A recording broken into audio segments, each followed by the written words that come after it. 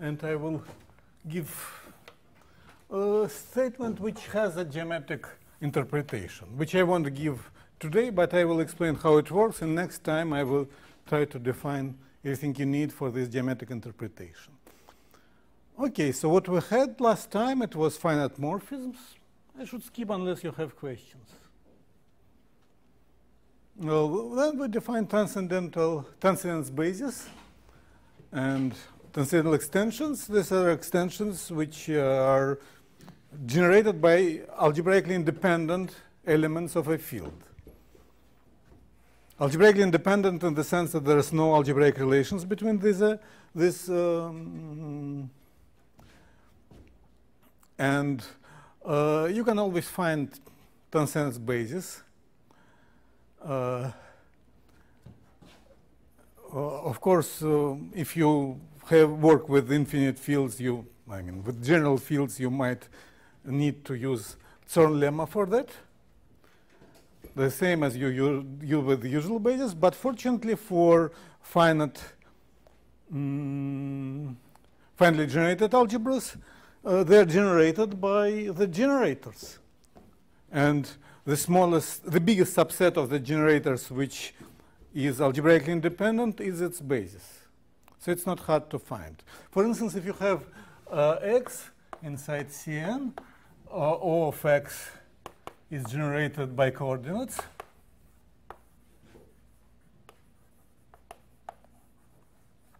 Okay, you take Z1. It's most likely, well, it might be constant on x. If it's not constant, it's already a new function. And there are no algebraic relations between z and 1, because if it's not constant, it would give an algebraic extension of C, which is impossible. Okay, then you take Z2. For Z2, you don't already know if it is algebraically independent from Z1. If it's algebraically dependent, you just renumber it. You call it Zn. Or Z2. And for Z2, you take the second one, which is algebraically independent on the first. Then you take Z3, which is algebraically independent on the first two. If there are none, then you are done. If there is some more algebraically independent coordinates, you write Z4 and so on. This way, you find a basis, transcendence basis in Zk in the corresponding field. So you have K of x. I suppose that x is irreducible. So you have a field. This is transcendence basis.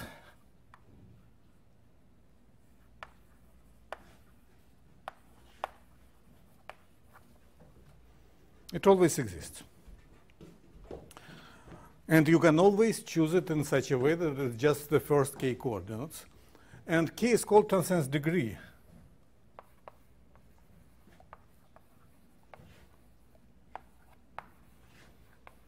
It's a good exercise to prove that it is independent from the choice of basis. It's the same way as you prove it for vector spaces by induction. There are other ways, of course. For instance, you can deduce it from the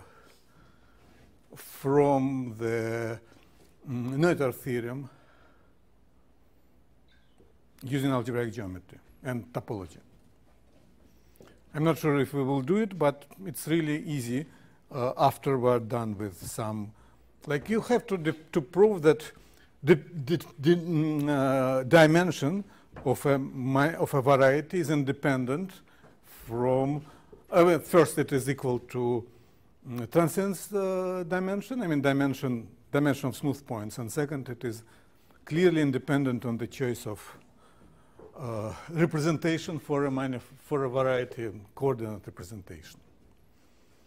Okay, and there was an important proposition. If you really like, I can give you the proof, but it was last time. It is not very hard. So you have Cn to Ck coordinate projection meaning that you just forget sum of coordinates, and then the following are equivalent. First, it is that, so it's projection to coordinates z1 dot zk, or the coordinates on which you project. Then pk is dominant and the extension is finite. So this is pk. Oh, sorry. You restrict, this is pk, but then you restrict pk from x to ck. This is restriction. So this is the projection map. Then, so first pk is dominant, and the extension from k of x to ck is finite. And this is equivalent to z1 dot zk being transcendence basis.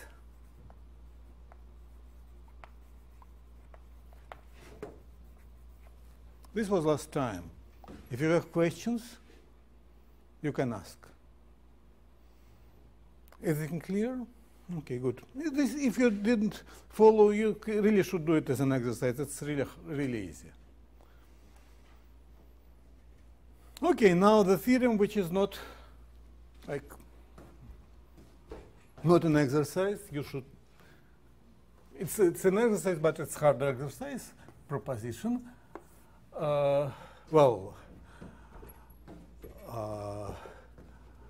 First, if you have x inside Cn, z1 dot zk transcendence basis in Ox. This is coordinates. z1 dot zn coordinates. Then we know that this projection is finite on the level of quotient of the fraction fields. But what about the finiteness of the projection? And this is true. Then there exists, but you have to modify slightly by linear transform your, then for all, okay, there exists a subvariety,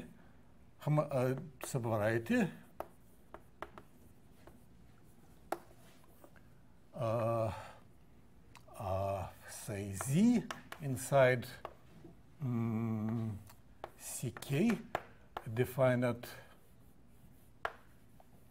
by homogeneous polynomial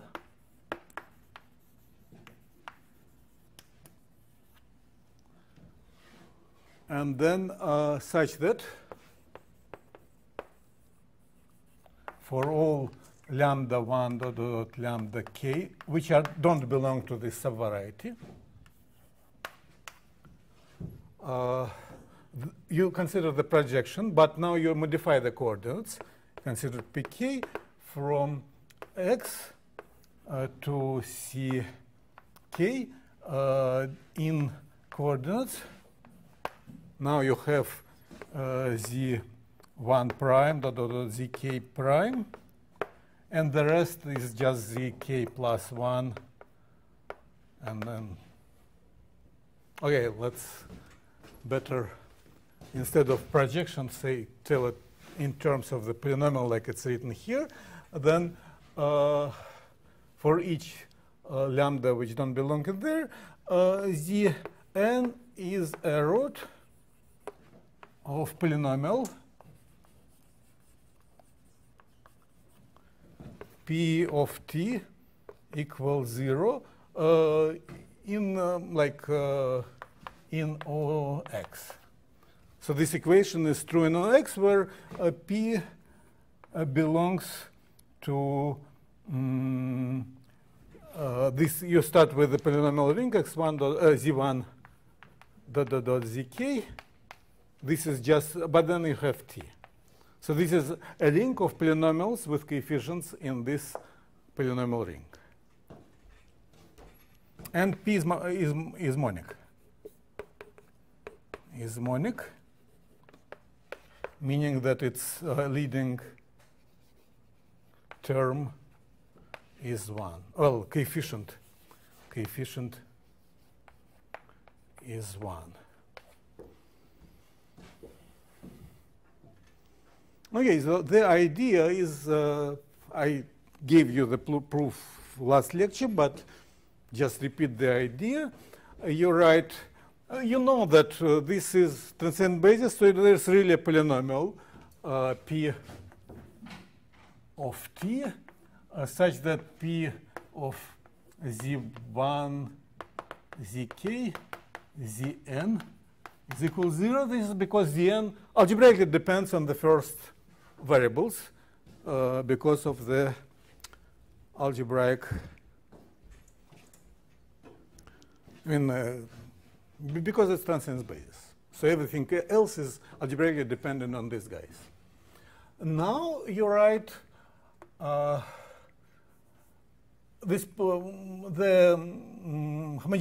biggest homogeneous term of this polynomial, which I think I used name f. So this z1, zn, zk, zn is the homogeneous polynomial.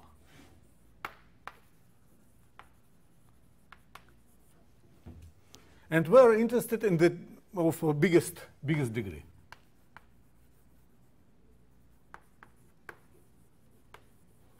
And what we're interested in is f of 0, 0, 0, 0, 1. This is coefficient in t power, like degree, say d, biggest degree is equal to d, so it's coefficient in t power d, clearly. Okay, it could quite easily happen that this is false and our polynomial is not monic.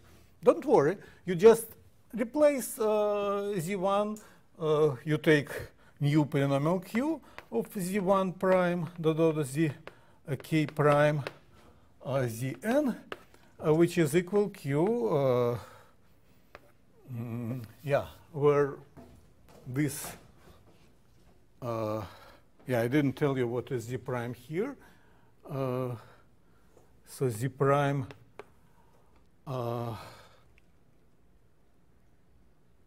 this is a root polynomial in z prime, in fact, where z prime I is zi plus lambda I, zn.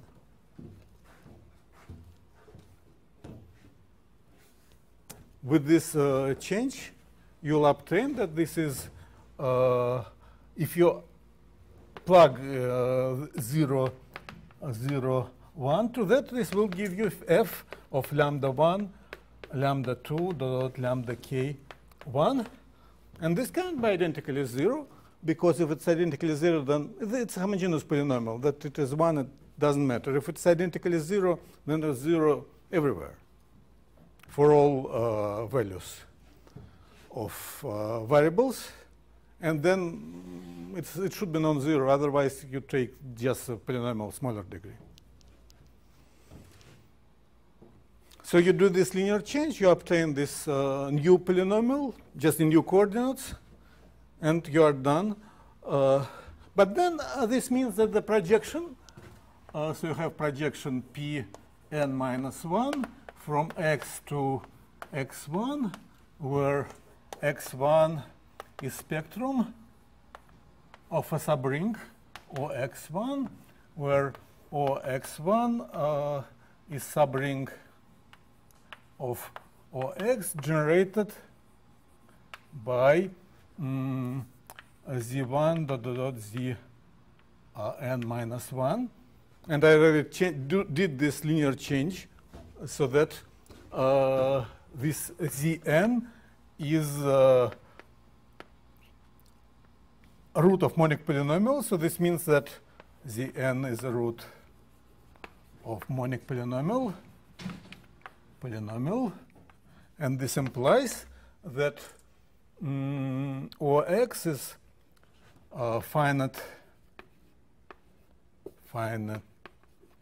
generated model over the ring OX1.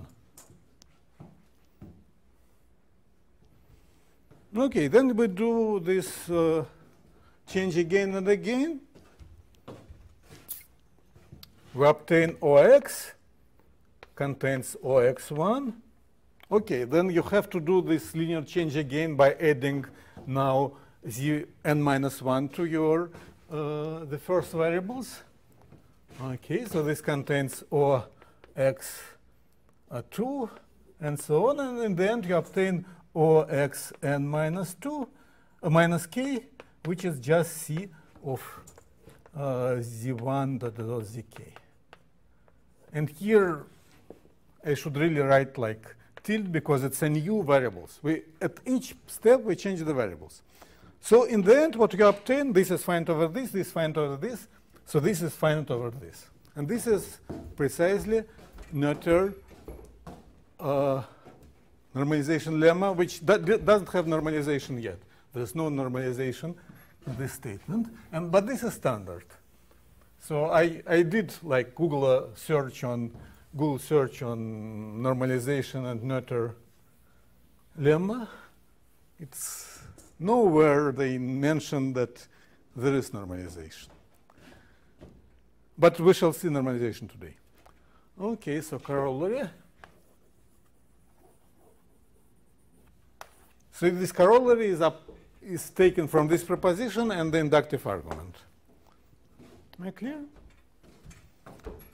Okay, that if you have X inside Cn, well, I assume you don't need it to be reducible, but let's assume it irreducible. What you really need is that all components have the same dimension then. If they have different dimension, then you won't have dominant on some of the components because, I mean, this is, we shall see that this map, which we constructed, then reducible, Z1.zk transcends basis in X, and this is coordinates. I told you, it's easy to find such a transcendent basis. If you are, you start with first coordinate, then you add them together until you end up with something which is maximal algebraically independent. Okay. Then there exists a coordinate change, like Z1 prime is equal to Z1 plus sum from I. Okay, Z1, let's call it like that. Z1I is Zi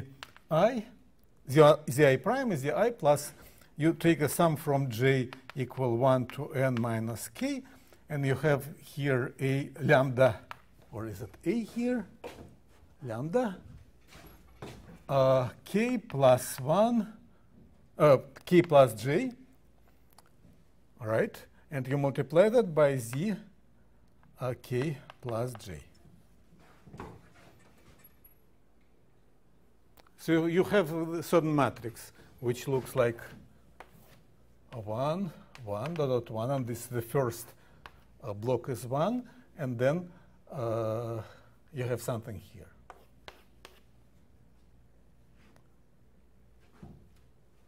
And this is again 1, 1.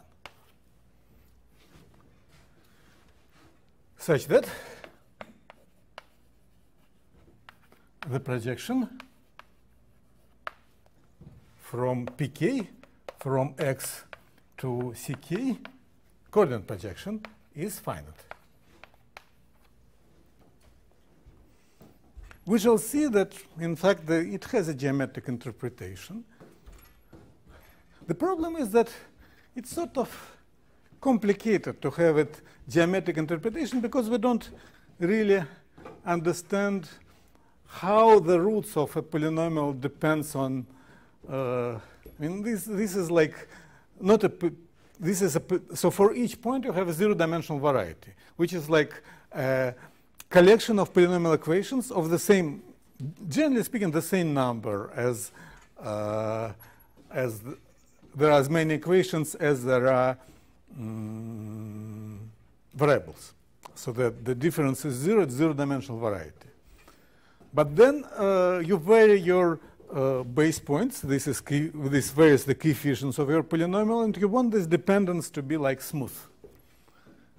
What is you really would like to, and at least what I really would like to, that this would be just one polynomial variable. So this would be like solutions of polynomial equation with like from Cn plus k plus 1 to Ck.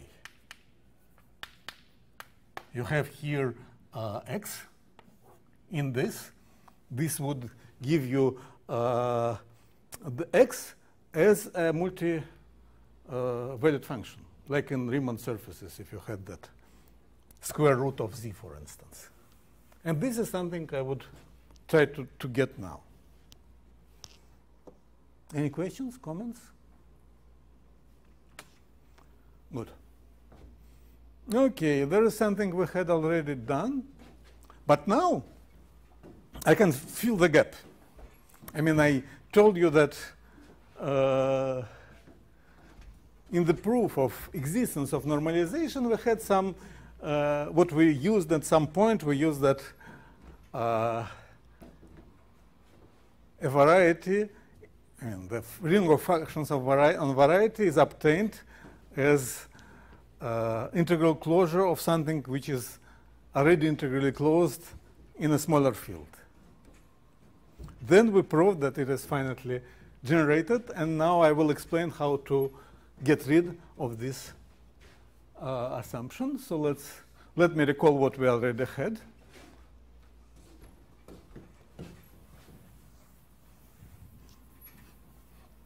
If I am too easy or too fast, let me know, because I really don't know what kind of like level you would prefer. So ask me questions. Okay, definition. So you have ring A, no zero divisors,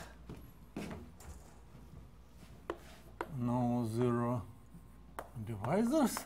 You have its fraction field. Fraction field. So today we shall work with that a lot. A is called integrally closed. If of each finite over a element z inside the K of A belongs to A. In other words, if this equivalent, if z is a root of monic polynomials, monic polynomial,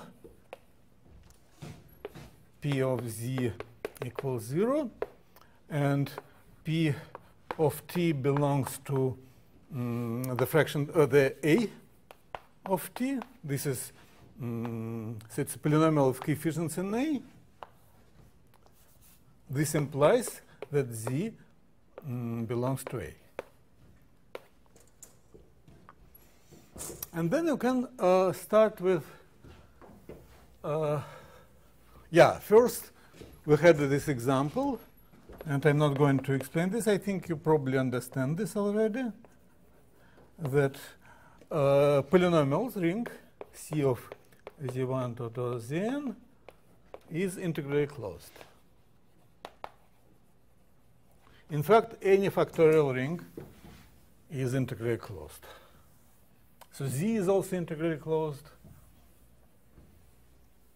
Z of t is integrally closed, and so on. This was something we have done with the Gauss lemma.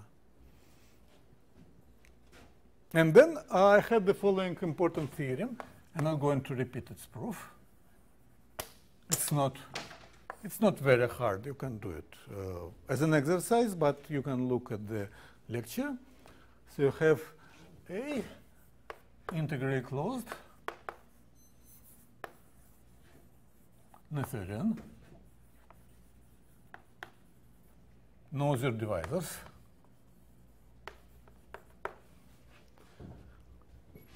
and then you have finite extension k over k of A extension. So this is a field which is finite dimensional as k of a ring, as k of a vector space, and B inside K integral closure of A. Then B is finite as a model. Yeah.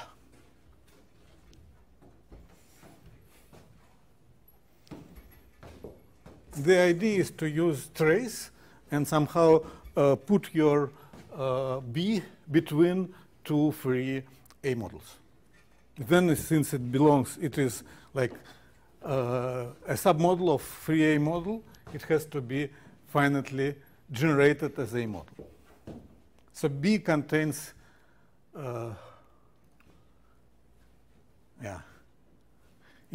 you take a basis of B over A, you take the dual basis with respect to trace, then B is between these two free A models generated by these two bases.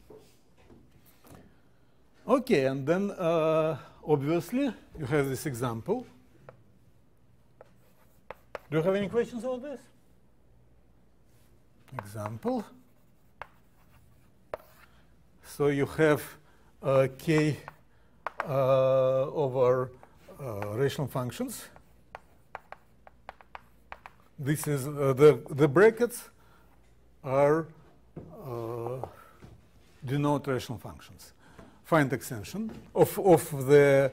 I mean, this is the fraction ring of polynomials. Find extension. Then integral closure of the polynomials in K is finitely generated. We are actually interested in multiplicative finitely generatedness, which is much weaker than finitely generated as a model, but you get them together. So if there are any counterexamples, they are probably, I mean, to this, they are probably not finally generated as rings.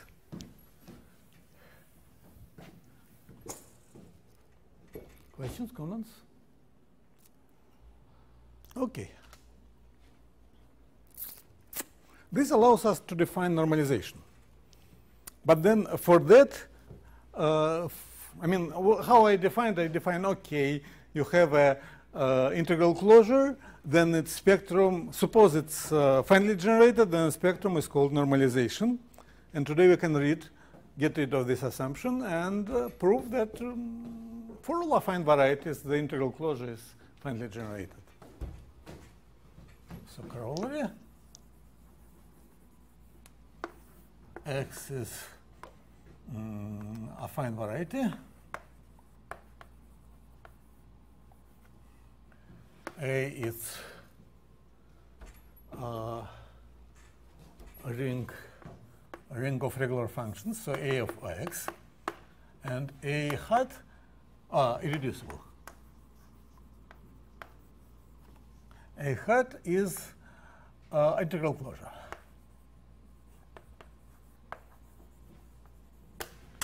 Integral closure is a set of all elements in the fraction field, which is integral over A. Then A hat is finitely generated. In fact, it's finite as a model. By this theorem, so proof. Okay, we already have, now I use the Noether lemma.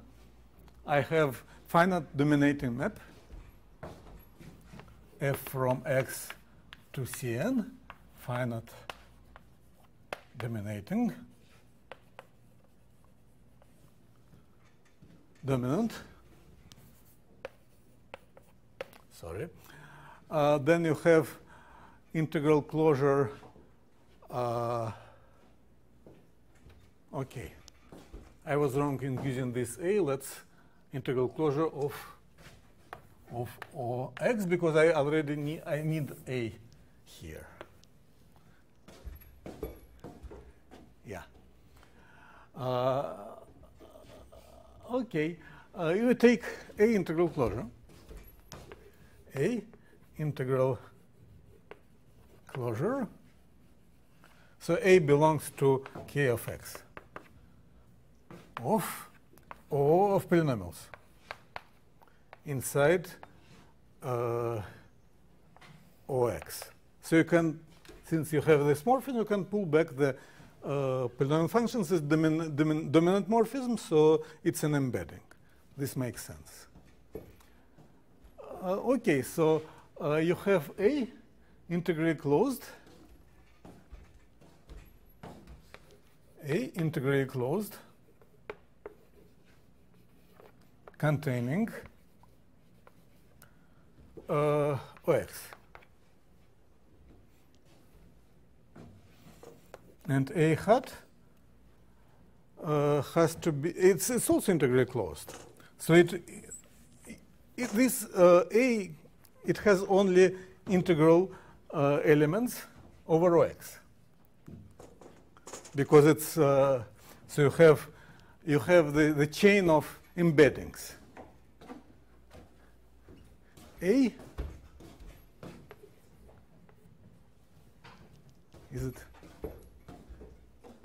Yeah, contains OX, and this contains O of Cn. This is finite over that by definition. By this theorem. X is an intermediate, so it's also finite.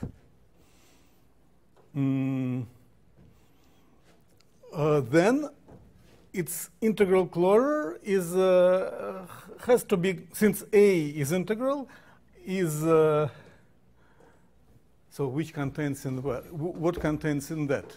So A is finite over OX. Integral closure is by definition set of all finite elements. A hat. It's finite over here, so it's finite over here, so it has to contain A hat, has to be contained in A. Because it's all elements which are finite over there, and this they're also finite over there because this is finite. So it's intermediate. This is finite dimensional. I mean, finite as OX model, because it's intermediate. In fact, this is equal to that which you can also see easily. Okay, then this gives you a definition of normalization.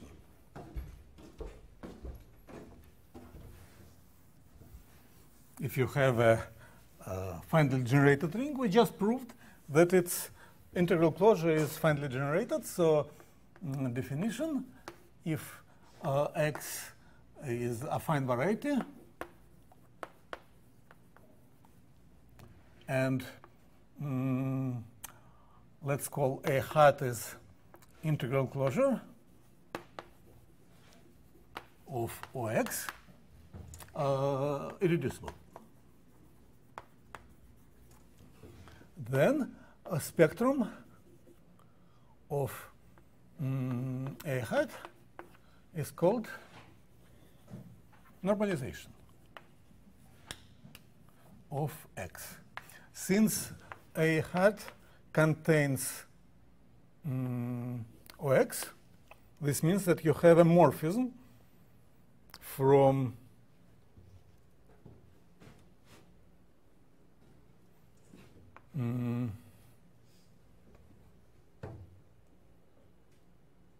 Anyway, normalization is a morphism from spectrum of A hat to spectrum of OX, which is X, of course, because the map from the rings goes opposite direction. It's a map which is finite and birational. Finite, it's because of this result, I mean, this explanation, and birational, because they have the same quotient ring, the fraction ring. The fraction ring is the same, and by definition, birational. And it is the maximal,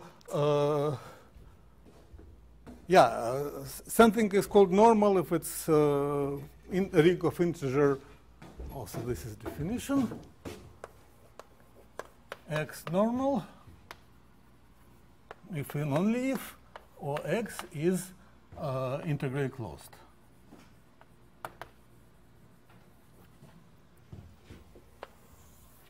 Now, if you have X and you have a finite birational map from X prime, this means that OX prime is contained in, contains OX. It is finite. It has some, it's generated by some integral elements, but maybe not all of them. If you add all of them, you obtain normalization. So the normalization is actually biggest. Normalization is biggest. Well, finite. Well, it's the biggest subring. So O of normalization of X is largest subring of OX, which is finite, and same fraction field.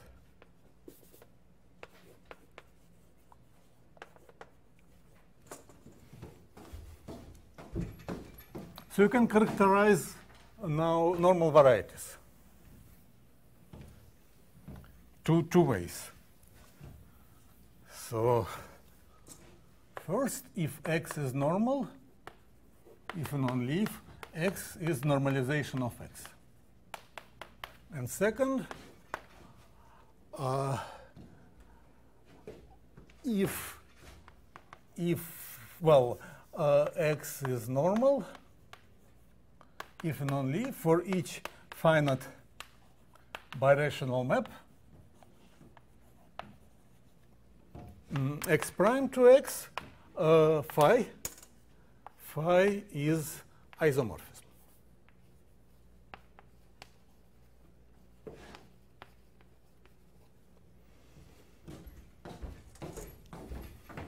Okay. At some point, I will tell you that what you have is geometrically is the following. So you have your variety X. If it is smooth, then it is normal. And if it's non-smooth, then you have a singular subset. X singular subset, is set of all singular points. I didn't prove, but maybe I will explain to you why it is an algebraic variety. Yeah. This has so it's all in Cn. If it is an embedded submanifold, it's smooth in that point, in its neighborhood. So the set of smooth points is open in the usual topology. So we can use this normalization lemma to prove, in particular, that there is smooth points. Yeah, I will prove it at some point. Yeah, I didn't prove it yet, and in fact, it's false for in characteristic P. Sorry? Is it immediate or not? It's not really. It will take like at least one lecture, additional to today. even for complex analytic varieties, it's sort of not obvious that they have smooth points. In algebraic category, it's even harder, because I mean it's harder to treat smoothness in the algebraic category. Sorry? But in analytic case, Sartre theorem, Oh, not really, because what the third lemma will tell you is that if you have a map, the fiber is smooth, right? But not all varieties are smooth. I mean, general fiber of any smooth map is smooth. And this is true in analytic category as well as in algebraic. But in fact, the proof works. But you won't. And third lemma just says that, yeah. But we won't get any information about particulars of variety. We just get information about general fiber from things like third lemma. General fiber of a map from Cn to Cm, for instance, or from smooth manifold to smooth manifold. Okay, so you have singular set. Then you have your map from normalization to X. And it is isomorphism outside of Xing.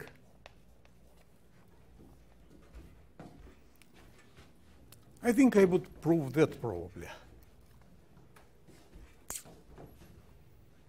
if I manage.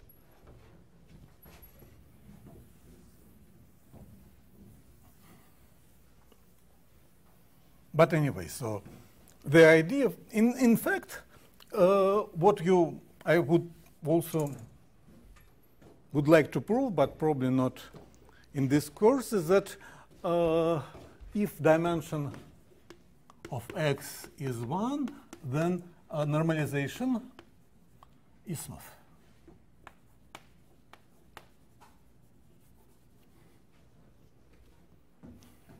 So normalization is like desingularization in the simplest cases. But it's not good enough for big dimensions. And in fact, even in dimension 2, there are normal rings which don't, I mean, yeah, integrally closed rings which don't give you smooth varieties. Okay, last time, and I think it was lecture 11 maybe, 12, I asked you this proposition to prove this is an exercise. You have vector field space and finitely many subspaces of positive codimension, and we want to prove that the complement is non-empty. Can we do that now? There's a proof, but I decided that I would give you a high-tech proof with lots of, I mean, using Noether normalization lemma. But maybe you can have an elementary proof. Anyone? You should. It's not hard. It's just induction, projective spaces. Let me give you the high-tech proof because it's extremely easy. It's much easier than inductive argument I could come up with. In fact, it's funny that you can prove completely elementary thing, which is like intuitively obvious to everybody, I hope. But at least the only simple proof I know is really this using Noether normalization. Okay, proposition.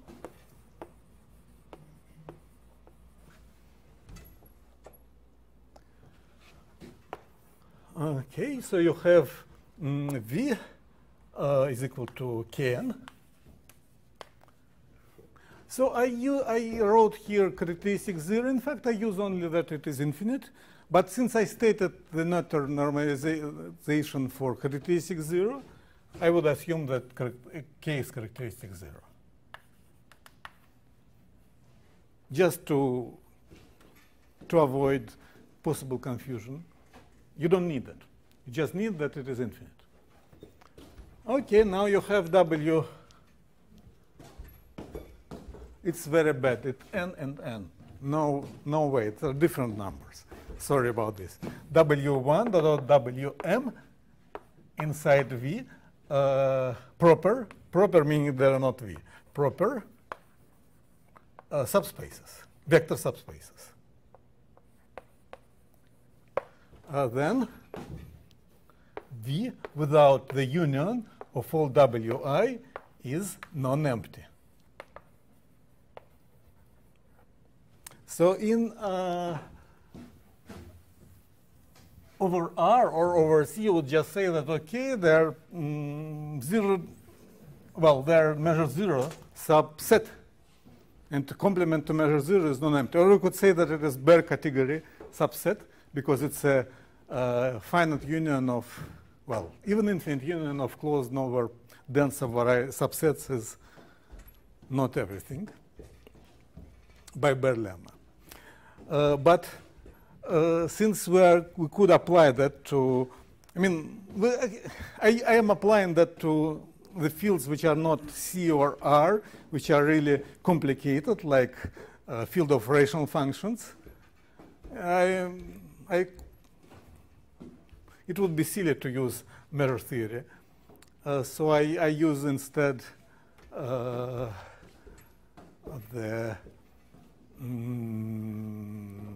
Noether lemma. So proof.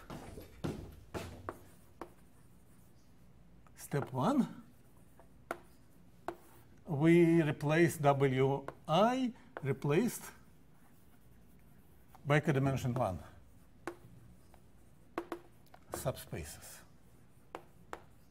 I mean, it's not codimension 1. Okay, just add sufficiently many vectors, and it will be only bigger, so we can always assume that. So step 2, and then, of course, union of all Wi is, so subspaces lambda I equals 0. This is the linear function which defines the subspaces. Then this union is just the zeros of the equation P of Z, which is just product of lambda I of Z over all I. This algebraic subvariety. So step 2, we use normalization lemma, and we notice that Zn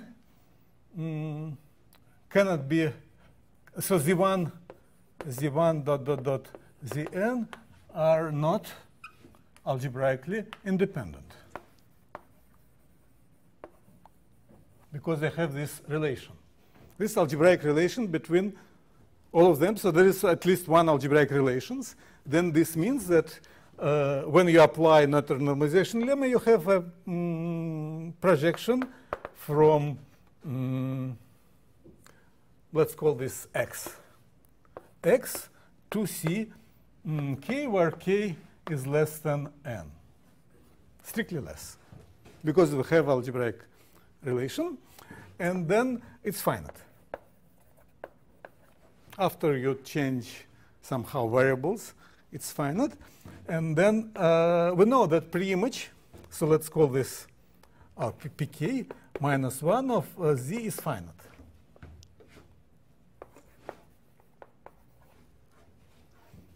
But there is a line. It's a line. So if you take pk minus 1, so this is linear projection, let's call it C n, and then I would take intersection with X is finite. Because it is projection of the, well, restriction of the projection to Z, which is, okay, and then pk minus 1 of Z is line or subspace dependent on dimension without line, say, affine line, of course, a line L without L intersected with X, and this is finite, so this is infinite. And we obtain lots of points which don't belong to the our subvariety X, which is just union of planes. Am I clear? Good. I would remind you slightly the primitive element theorem, but let's maybe, because I would need it now, but let's maybe have a small break until 1433. Yeah, 1433. 5 minutes. A reminder of the proof of primitive element theorem, because I will need it, and I will need not the statement, but I will need particular proof. Okay.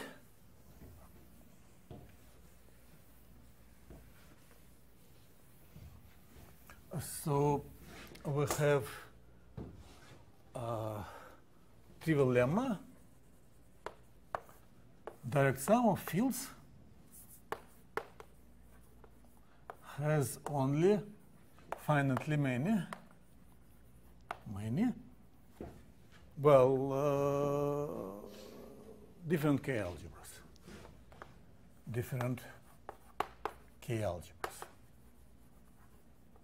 In fact, different idempotency. So each K algebra has its own sort of unit, which is, well, if it's not, there's no nilpotence, then each subalgebra has a idempotent, and the number of idempotents is just finite. There's a proof. This is not unipotence, idempotent. I'm stupid. Sorry. Everywhere I write unipotent, I should mean idempotence. Sorry. But the proof is correct. So if you have a sum of idempotents, then you have things like smallest idempotents, which are idempotents which generate a field. And if you have like you decompose unit onto a sum of such idempotents, this decomposition is unique up to an exchange of idempotents. Okay, now theorem. If you have finite extension, K over K small, finite extension, then there exists primitive element X inside K, finite extension characteristic 0. Primitive meaning that X generates K. In fact, it's Artin's primitive element theorem. It belongs to Artin. I forgot. It's not in Wikipedia. It doesn't Google, but I think last time I checked, it is Artin's theorem. Okay. So step 1, we take our field K, multiply it over K small with algebraic closure. This gives you direct sum of fields which are all which all contain algebraic closure, and there are finite extensions of algebraic closure, so it's just K bar, and there are finitely many subfields, subalgebras. And then here you have also finitely many subalgebras.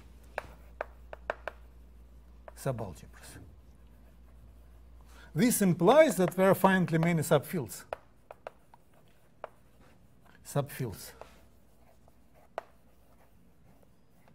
K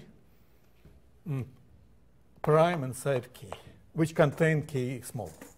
So you have K small, you have K prime, and you have K. Such fields, there are finitely many. And now we take step 2. We take K and we remove all subfields. Ki, where Ki is a proper subfield containing K small, non-empty. And for each X inside there, X generates K because it generates a field. It's algebraic, so everything it generates is invertible. It's a field. K of X is a subfield, but it can't be proper subfield because X is outside of these proper subfields. So it has to be primitive. Am I clear? Good. Now we have another normalization. And okay, so another form of neutral normalization, which is more useful, but it takes normalization. I'm not sure, but I suppose it was why it is called normalization, which is not clear. I think maybe I should check Nutter's publication, but it's in German and very hard somewhere quite long ago, so I didn't check it. Okay. Theorem. We take X inside Cn, again irreducible affine.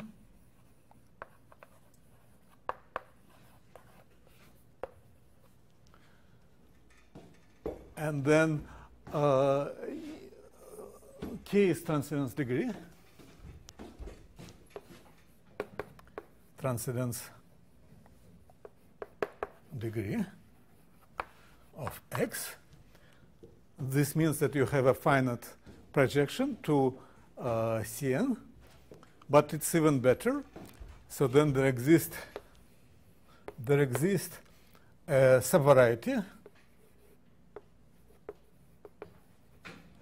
x1 inside C power k plus 1. In fact, you don't need here C. Any field would work. I just write C because k is overused. Is it here? A subvariety which is given by a polynomial, given by Pt, P of t is equal 0, where P, let's call it zk plus 1, is equal 0, where P of t is a polynomial of O of ck of t. So this means that you have a polynomial with coefficients which depend on first k coordinates, and the last coordinates is t, and also monic.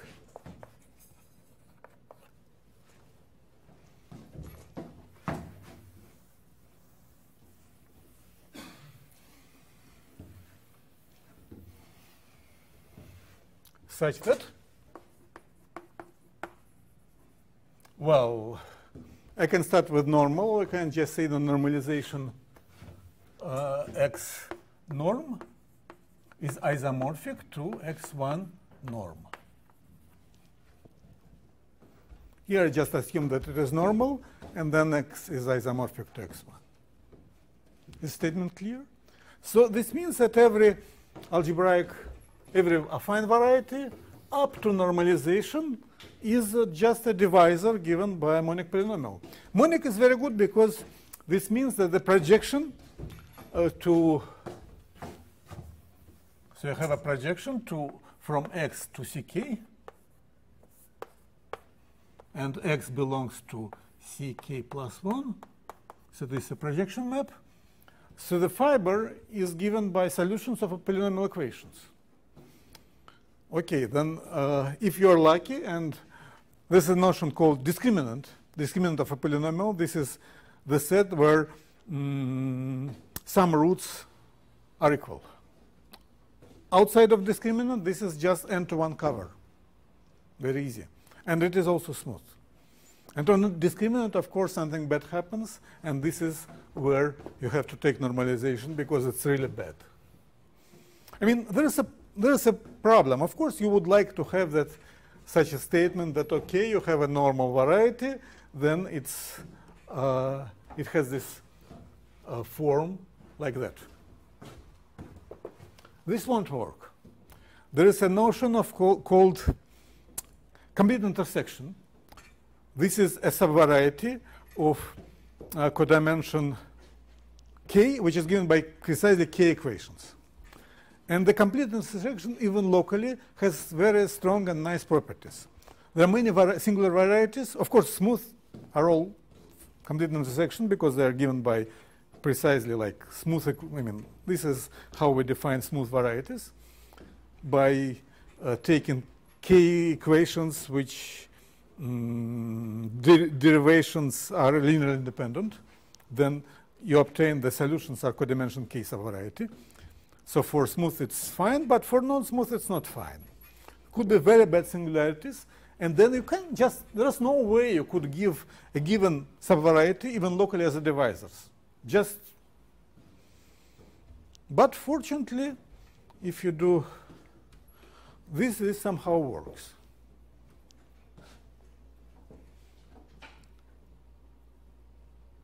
Okay, so let's give a proof.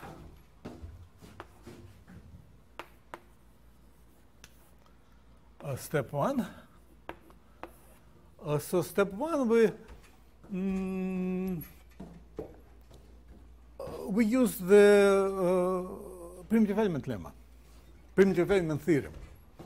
So you take, so you have, we already can assume that x is projected to ck, the coordinates z1 dot dot dot zk, the first coordinates, and the rest is something.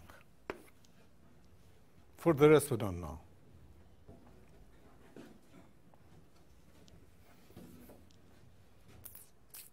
Okay, then you take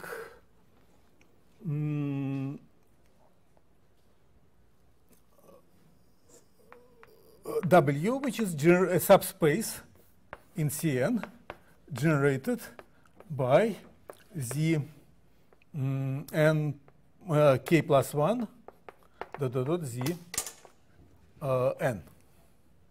This is a subspace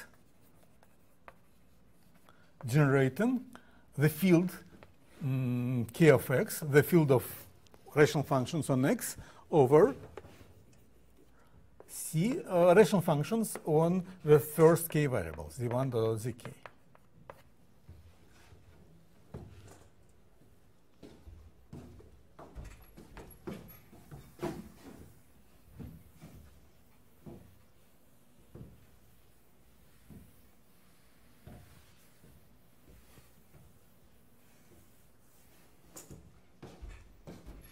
Okay, so this gives you,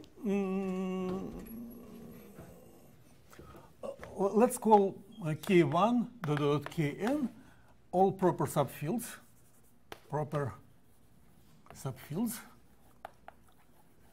So you have k rational functions, k of x1 dot dot x, or z1 dot dot zk. This sits inside ki, and this is properly embedded into k. And then W doesn't belong to any ki, because W generates the field k, the big field. I mean, it generates all algebraic functions, so it generates the fraction field. Then W without all k, the union of ki, non-empty.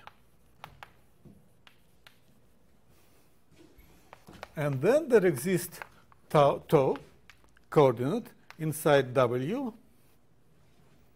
So let's maybe use here notation, the last coordinate called tau. Is it tau here? No, it's, doesn't matter. Anyway, so you have zk, which is primitive. And then you have a projection from x to z1 dot zk to, I mean, to a coordinate space with these coordinates is birational. And find to its image.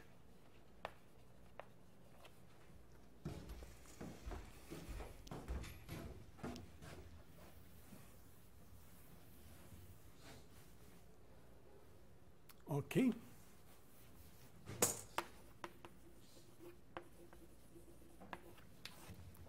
Am I clear so far?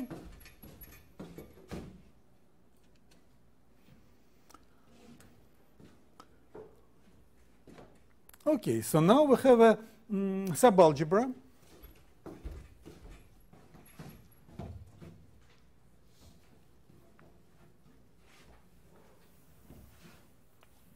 So this will be step 2 now. We have a subalgebra. OX1 inside. Well, it's subalgebra in OX, generated by Z1 dot zk and then tau. It has the same field, fraction field. And also you have an equation. I mean, it's given by, this is independent. There's just one equation on tau. If there are two equations on tau, you can do things like, well, you would do Euclidean algorithm on them, and you obtain more equations. So there can be a, so you have P of tau equal 0. And also you can assume that tau is a monic polynomial just by, I mean, tau is generic, and we know that for generic element in W, the equations, it satisfies an equation which is a monic polynomial. So it's monic. So this is a good x1. It sits, so x1, obviously, it has like a k plus 1 coordinate function, so it belongs to ck plus 1. And it's projected to ck, which is projection is finite and given by a monic polynomial. We're almost done because now, yeah.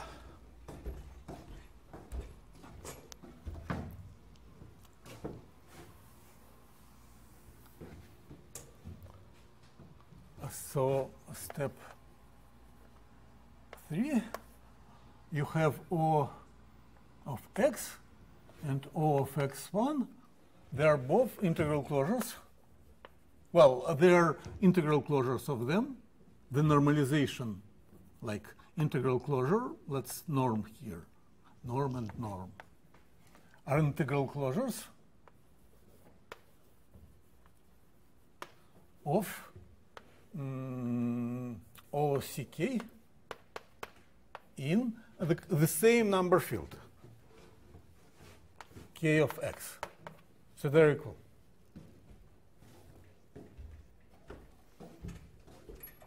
We don't even need that, in fact. What we need is that there is a finite map from x to ck, and it is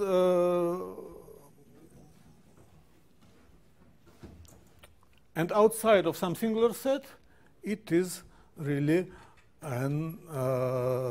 given by this equation. This is the only thing we're going to use. Okay, so let me now explain how it is used, just to this is something I would do next time. So, but how many of you know what is discriminant of a polynomial?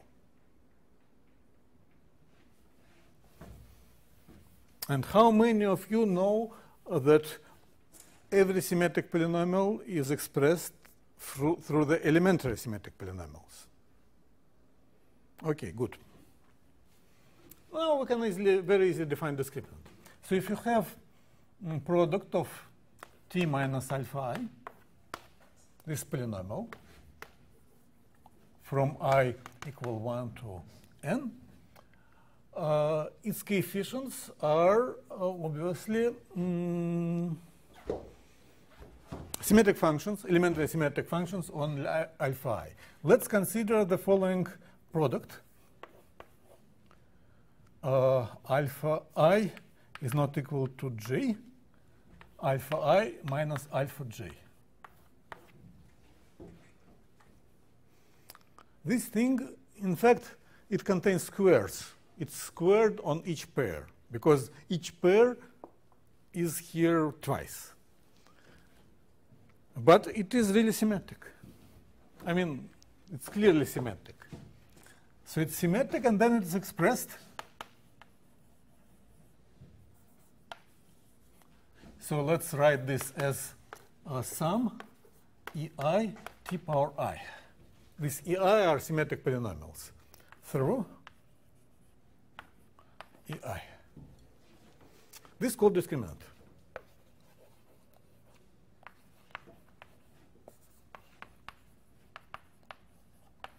Of P.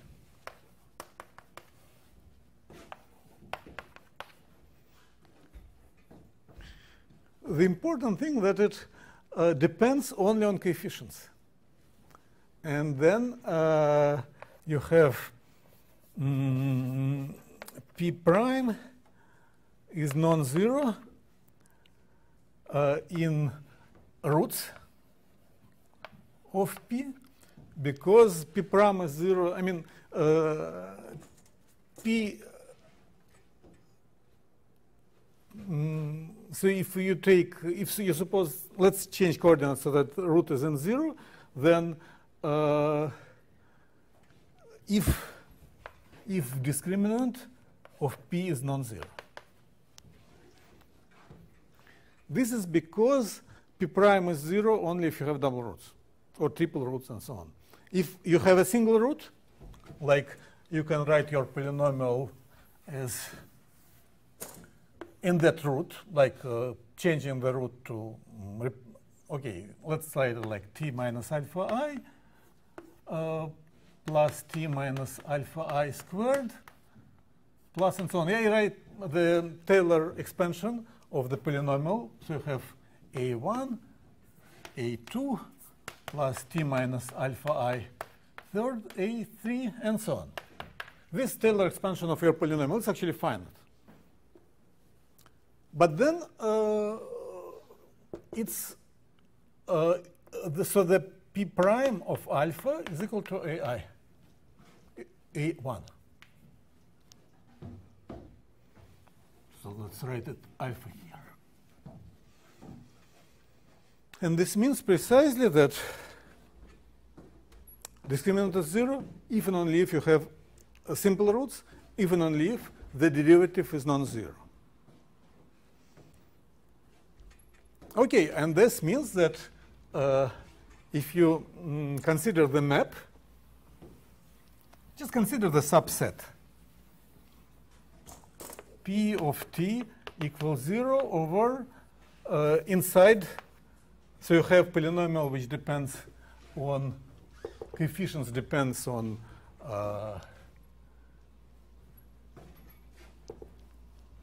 ei.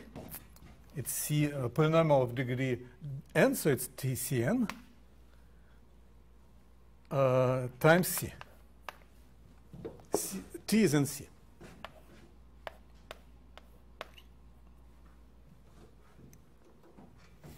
And you can write a tangent plane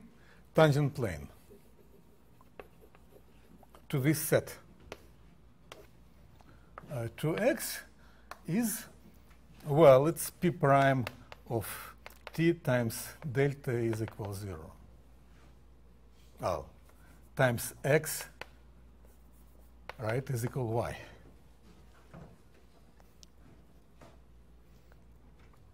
So the projection, I mean, it's smooth around this singular, these points where p of t is equal to 0, where p prime is non-zero. Well, I will explain that in more detail next time, but the important thing is that if you remove discriminant from the base, then it is n-to-1 cover, which is like a smooth separator. This is how we obtain smooth points. Okay, so I see you next time, Friday, and before that, next Thursday, we'll have some simple exercise. Am I clear? Do you have any questions? Please ask, and then I'm done. Thank you.